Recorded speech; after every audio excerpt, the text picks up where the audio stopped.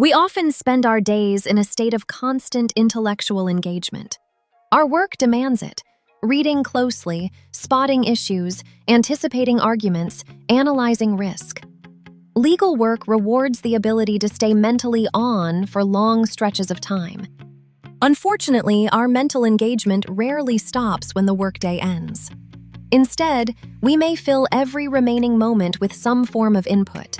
Podcasts during commutes, news while eating, social media during breaks, and professional reading in the evening. Even downtime becomes another channel for information. The result of our constant mental engagement can be a life with almost no mental white space. What's missing isn't just rest, it's boredom. And we need boredom. For many of us, boredom feels deeply uncomfortable, almost threatening. An empty stretch of time can trigger the urge to immediately reach for stimulation.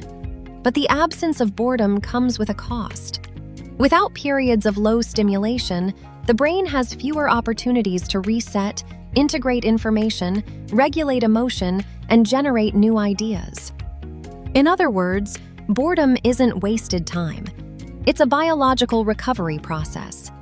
Reintroducing it, even in small ways, can improve creativity, emotional balance, and long-term sustainability in legal work.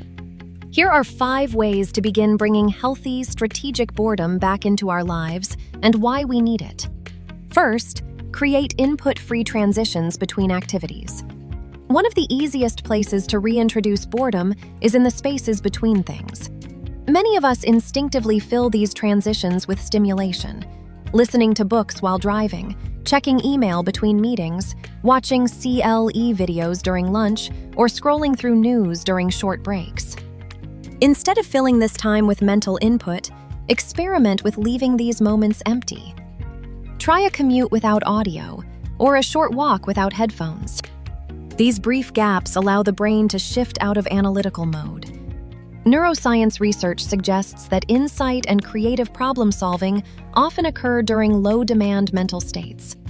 When the brain isn't actively processing new information, it starts connecting existing ideas in new ways. Like the epiphany you might have while taking a shower. These random solutions that appear in the shower or while walking are not accidents. They are the product of mental downtime that gives the brain time to process and make connections. Second, reintroduce repetitive, low-stimulation activities.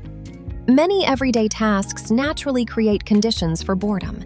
Cooking, gardening, folding laundry, washing dishes, or taking a walk. But we often overlay these activities with additional stimulation, like music, podcasts, or television, making this time high stimulation instead of low stimulation. When you will be engaging in these common, repetitive tasks, occasionally try doing them without adding mental input. Repetitive physical activities occupy just enough attention to keep the mind lightly engaged while allowing deeper mental processing to occur. It's like when you used to doodle in school to help you focus on what the teacher was saying. This combination can help the brain integrate information and release accumulated cognitive tension from the day. In other words, simple tasks without extra mental stimulation help the nervous system downshift. Third, protect your small pockets of unscheduled time. We are trained to optimize time. In fact, many of us could not function in our careers and lives if we didn't optimize our time. Our calendars fill quickly, and even personal time can start to look like another productivity task to be checked off the list of things we must accomplish. Even though we need to optimize our time, try protecting a small block of time each day, perhaps 10 to 15 minutes, that has no assigned purpose. No work, no screens, no planned activity, just time. At first, it may seem like a waste of time, but you may find that once you get used to the downtime, you look forward to these empty minutes. When the brain is constantly directed toward goals and tasks, it remains in an effort-driven state. Unstructured time signals that the brain can release that effort, which helps reduce the physiological stress associated with continuous cognitive demand. This shift also supports emotional regulation and helps prevent mental fatigue from accumulating. Fourth, notice and resist the urge to fill silence. One reason boredom feels uncomfortable is that our brains have become accustomed to constant stimulation. When the input stops, the sudden quiet can feel unsettling. The instinct is to immediately fill the gap. Instead of reacting automatically, try noticing the urge to check your phone or start consuming information. Then pause before acting on it. Over time, constant stimulation trains the brain to expect stimulation. By allowing brief periods without input, the nervous system gradually relearns that silence and stillness are safe states rather than problems to solve. This reduces the discomfort that many of us associate with boredom. 5. Schedule thinking walks.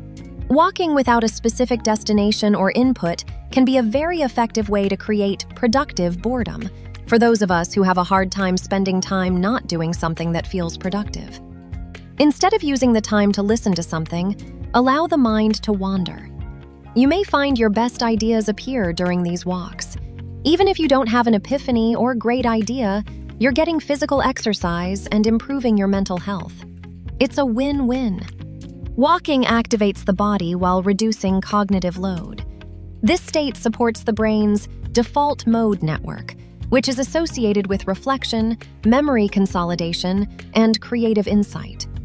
For people like us, whose work involves complex problem-solving, this kind of mental state can be surprisingly valuable. We are trained to be on constantly, thinking, analyzing, and anticipating. That intense intellectual work is essential to our work as successful lawyers. But that doesn't mean we can never give our brains a break. In fact, that's the very reason our brains need recovery time. Boredom is one of the ways this mental recovery happens. Without it, the mind stays in a prolonged state of effort. Over time, that constant engagement can narrow creativity, weaken emotional regulation, and accelerate burnout. Fortunately, reintroducing strategic boredom doesn't require dramatic lifestyle changes. Small moments of low stimulation can begin restoring the mental space that complex thinking requires. Remember, sometimes the most productive thing a lawyer can do is allow the mind to be briefly and deliberately bored.